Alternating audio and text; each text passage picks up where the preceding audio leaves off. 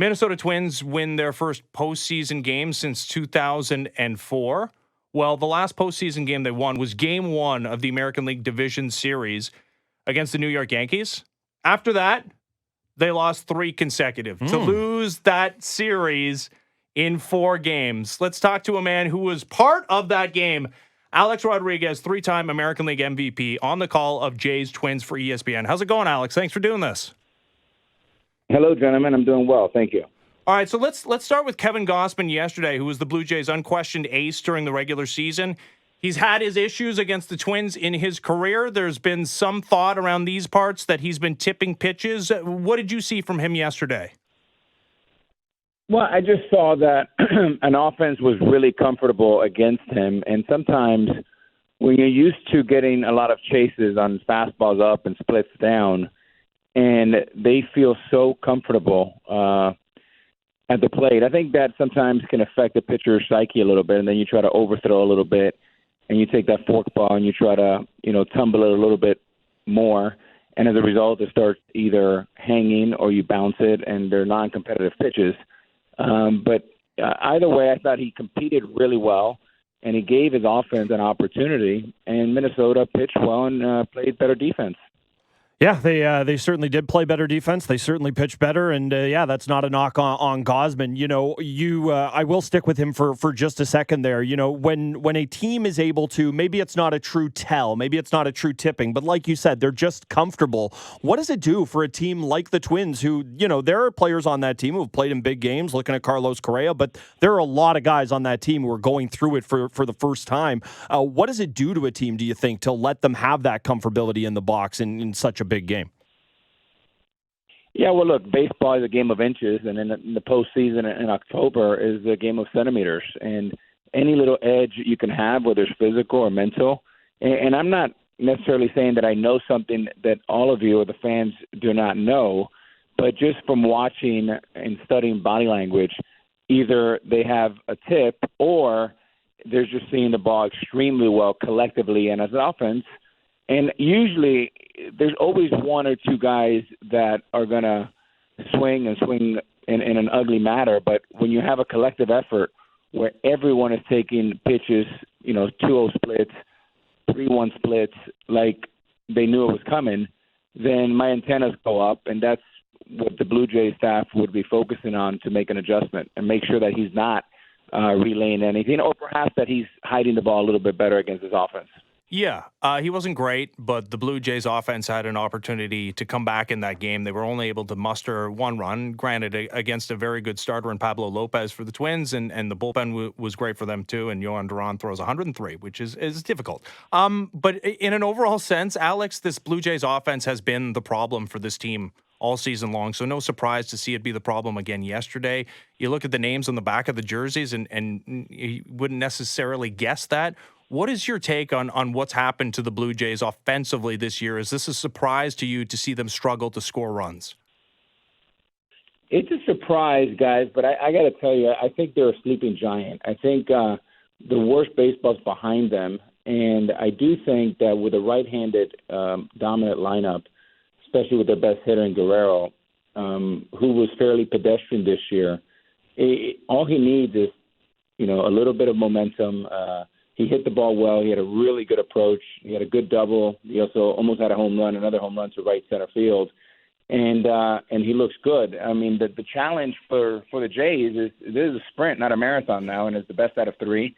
And, I do think that if they can win today and build a little momentum, the longer they play, the scarier they are. And I do think that this is a team that has the depth, the defense, the bullpen, and they have a primetime player, both in Vladdy and Springer with postseason experience, that can go the entire way. But the key is you got to get going today. So we saw the difference in the game yesterday was the long ball, and with the guy who's going to be on the mound for the Twins today in Sonny Gray, it's not to say you can't get him, but he really doesn't give him up. It's just been 8 all season long for a team that is really trying to burst out of it, because they've been slumping offensively for a while. It has been in trouble for them scoring runs. Do you think it changes the approach at all to have a guy up there who doesn't really give up the homer, and it makes you kind of realize, okay, we are going to have to scratch some things across as opposed to just hope for for the big blast at some point in time. Does it change the approach at all with a pitcher like Sonny Gray who just does not get bit by the homer? Well, yes, I do agree with that. I think that the approach has to be, think small and big things will happen. And I think there's two keys for the Jays offense. Number one, the lefties have to step up. Belt and Biggio break up these righties nicely. So you need those guys to step up. And then with Vlad and company, you have to be able to pass the baton and not try to do too much. You have to stay within yourself. And there's no such thing as a grand slam with nobody on. So trusting your teammates is going to be vital for them. And trust the process. Gausman was fairly pedestrian yesterday, but he gave him an opportunity to win. And I do think on the road it's important. The first three innings, they have to come out of the gates, on fire and make sure that you get this Minnesota Twins fans and put them to bed early if you can. Yeah, which is not going to be easy for a team that hasn't scored in the first inning in 12 straight games, and that's the inning they have the worst run differential this season, talking about the Toronto Blue Jays. You mentioned Vlad Jr. and kind of the down numbers that he had this season. This is a guy that when he had the season that he had, being the best hitter in 2021 and finishing second in the MVP award voting, we were like, oh, he's arrived. This is it. He's finally living up to the potential.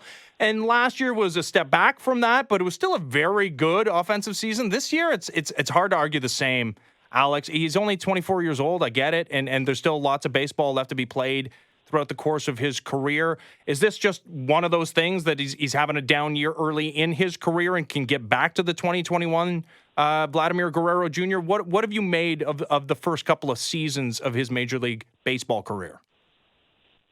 I think Vlad Guerrero is one of the top 5 hitters in the world. I think he'll be in the Hall of Fame. I think the Blue Jays are very, very lucky to have him, and I think he's lucky to be he is Canadian to be playing for the Jays. So I think that marriage is made in heaven. Born in Montreal, too. Look, that's right. That's why I said Canadian. But look, I think I spoke to him yesterday. He was in high spirits. We were talking a little Spanish over by his locker room. He actually admitted that he felt this year that he pressed a little bit too much. He expanded the zone a little bit too much. And this is a fresh start. And now he said there's no longer a marathon, it's a sprint. But when you look back at a guy like Vlad, it reminds me of, Big Papi, Manny Ramirez, Albert Pujols. The comps are to the all-time greats. And even though this is an average year, it's better than 99% of the league. And, for him, it's just to think one game at a time. But I think one swing early can not only change the series for him, but also for the Jays. And they'll only go as far as Vlad Guerrero Jr. can take them. Well, and how different are these playoff at-bats to regular season ones? And we know after the double that led off the seventh inning, he tried to rally the Blue Jays dugout, and they were unable to even move him over to third base with fewer than 2 outs. But how different are these postseason at-bats, both in the pressure that they present, but the potential for, if you have a good game, that carrying over and going on an extended run? Yeah, look, Ben and Brent both. I think that the key and the frustration that I have with Moneyball, I think Moneyball is losing ball, and especially in October, because a lot of these analytics, while they work in a marathon of 162, it does not work in a short series. And a perfect example is you have a leadoff double, and there's very little effort to get that guy to third base. You're trying to hit a 2-run homer, and as a result, you get a big zero there. And instead of being 3-2, it's 3-1, and then the mountain keeps getting higher and higher. In October, it's imperative to be able to advance your runners 90 feet. You're going to have better pitching, better bullpens, better defense, better umpiring, a lot of media. So everything is going to be exaggerated. So when everything is being exaggerated, you got to go back like the old Blue Jays championship teams. They were able to execute the fundamentals at the lowest level and play small ball, and big things would end up happening, like a Joe Carter home run on the left field line against Mitch Williams. Talking to Alex Rodriguez here, and you are positioned to answer this question better than most. And we've asked a lot of people this question about the idea of the pressure that somebody like Vladdy feels. And there's a lot of important players on this team, Bo Bichette, George Springer, but every time we have this conversation, all roads always lead back to Vladdy. And you would know, you had the pedigree, you had the success. What is it like when you were feeling the pressure to carry the mail offensively for your team? And, you played on some great teams where you had a lot of help around you. you, but you played on teams where you needed to be that guy. And again, in your conversation with Vlad, I don't know if he touched on that at all, but you would be better positioned than any to just explain what that feels like, what he's probably going through right now. Well, I'll tell you what he's not going through. There's zero fear in that young man's eyes. He's fearless. He's grown up in the big leagues his entire life. For him, it's just a matter of, self-imposed pressure that he's putting on himself. He's got such great character that he wants to, step up and be that guy for the Blue Jays and for the whole country of Canada. But to me, it's really about everyone talks about who's hitting behind you. I think the key for Vlad is, and for any big-time hitters, who hits in front of you and how often are they getting on base. Because if there's nobody on base, you can be very, very diligent about how you pitch and how you approach Vladimir Guerrero. So my focus would be today on, Springer and Belt, and make sure that those guys are having productive at-bats and put Vlad in a situation where a sac fly, a double can be a game changer instead of coming up, nobody on, 2 outs, and Vlad has to be a hero. But as far as pressure, I don't think that's something you have to worry about with Vlad. I think he's, very well positioned and poised to be that guy, but he needs some help around him to get him going.